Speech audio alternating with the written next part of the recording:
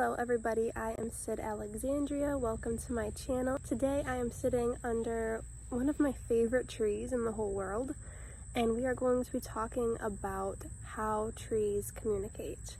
So hopefully you've heard of this already, but if not, we're going to dive into it. We're going to talk about the science behind it and then get into more of the mystical, esoteric, spiritual meaning behind the science.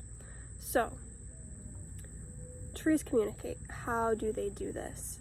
And if you are not for using the word communicate, let's just say trees trade, okay? And it's scientifically proven, and if you don't want to consider trading communicating, that's perfectly fine, but they do exchange elements between each other, and not just elements, they actually exchange warning signals and wisdom. So let's get into it. Trees have roots, right? Hopefully you know that about however tall the tree is, its roots are about that long as well.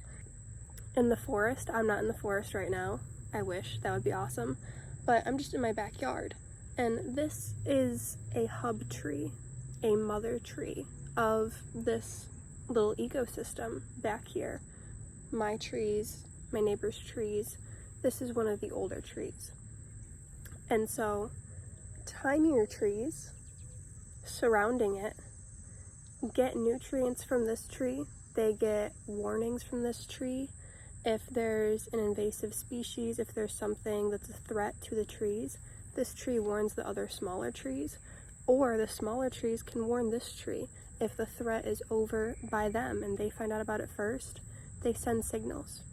How do they send signals? It's not just through the tree's roots. The roots aren't intertwined directly. They're connected to fungus, okay? So there's fungus all in the ground.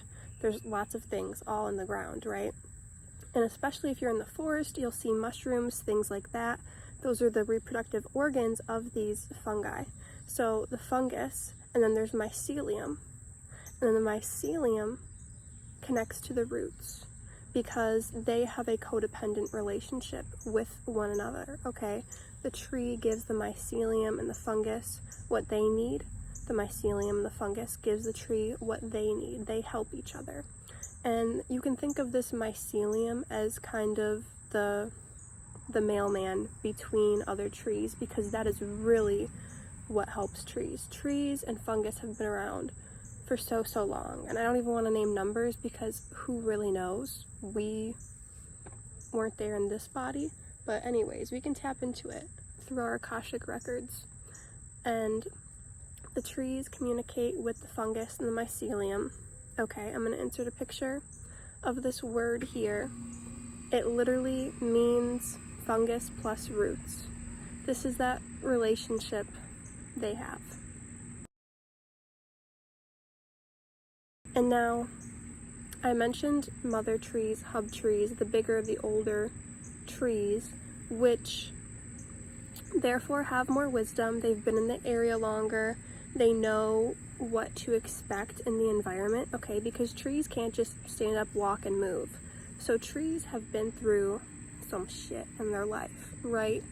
Think about all the seasons, like where I live in Michigan especially, trees go through such drastic heat. They go through, such cold winters. They go through different animals coming through, different chemicals coming through. If you're not in a forest, they have to put up with a lot of stuff because they just have to stand here and try to survive. But like I said before, they send different elements to each other. If one tree has more carbon or more water or more nitrogen or what have you, and another tree needs it, they're going to send it through the roots, through the mycelium, through the fungus, to the other tree's roots. And another interesting thing is that trees who are more closely related to each other are going to help each other first before they help a tree that they're less closely related to. So it's kind of like they know who their family is. And I think that's pretty interesting. If you have some extra water and your brother needs water, you're probably going to give the water to your brother before you give it to your third, fourth, fifth cousin. You know what I'm saying? trees do the same thing. And like I said, if trees are getting chopped down, if there's, you know, an invasive insect species, they will send a warning signal to each other as well. And when a mother tree, a hub tree, one of the older trees, when it knows it's dying, it actually sends all of these like signals to the other trees. And of course, us as humans don't know exactly how to interpret that, but we would like to think it's wisdom. We would like to think it's that last bit of information they have. You know, it's like their final words. Like, they're like humans in that sense, that they have these communities, they trade, they exchange resources and knowledge.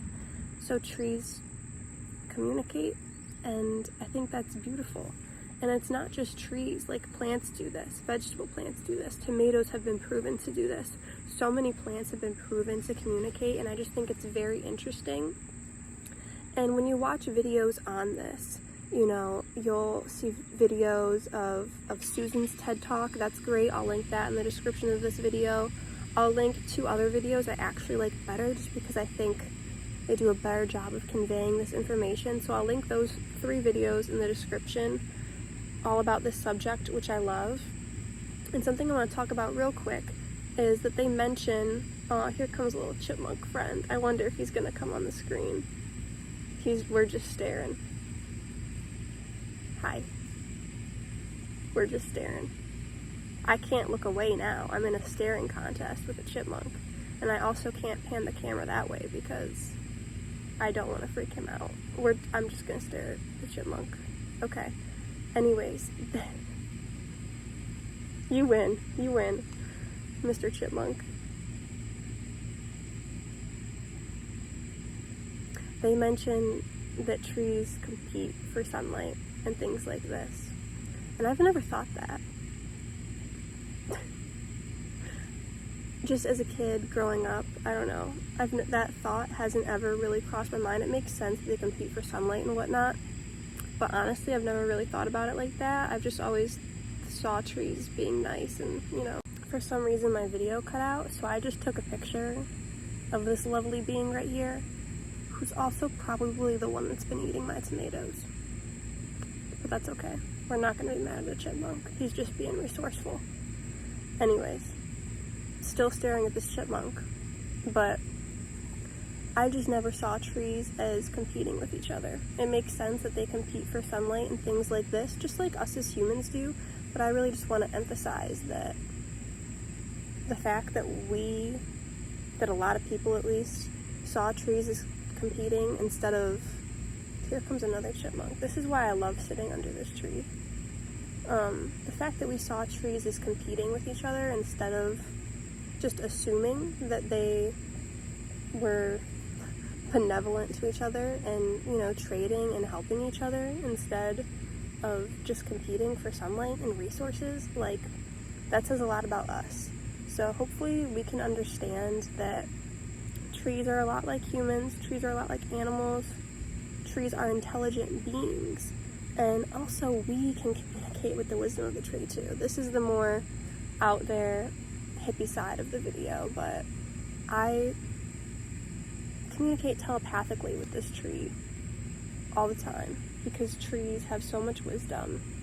I'm gonna do another video in the future about how, like, certain species of flowers, certain species of plants, and trees kind of have a collective energy. Trees in general have a collective energy, certain species of trees have a collective energy, and then individual trees have their own energy as well, I feel like. And I think that would be interesting to talk about. Same thing with animals, you know, kind of groups of animals like canines, and then like dogs, wolves, different things like that, and then species, and then individuals. They have collectives. Same with humans. There's a human collective, there's a North American collective, there's a female collective, and then there's a Sydney, you know? But I just want to point that out. Lots of little bits of information in this video. I'm going to insert this picture of like a tree network. This is just, you know, one example, but look at all of the connections. All of the trees around you, they all have connections, they're all communicating. So I think it's so cool in movies and books, like the Narnia series. I love Narnia, you guys. The trees talk, and I think that's so cool that you can see it in books and movies and folklore, and apparently on TikTok, you know, trying to get the tree to touch you. That's super cool. We need more of this. We need to be a lot more careful and considerate when chopping down trees. Don't chop down a mother tree.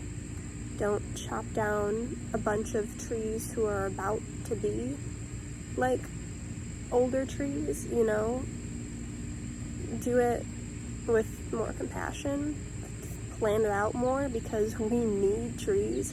Trees give us the air we need to breathe. They siphon out the bad stuff. They give us the good stuff. We can't just go chopping them down, because we as well rely on trees. So we wouldn't be here without trees. Yeah, we need bees. Yeah, we need water.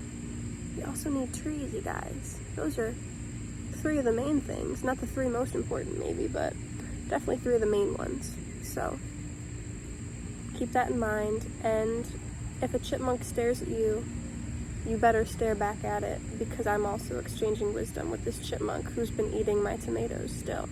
He just admitted it to me, you guys. But it's okay. If you would like an intuitive reading, please email me at sydalexandriaegypt@gmail.com. Peace out.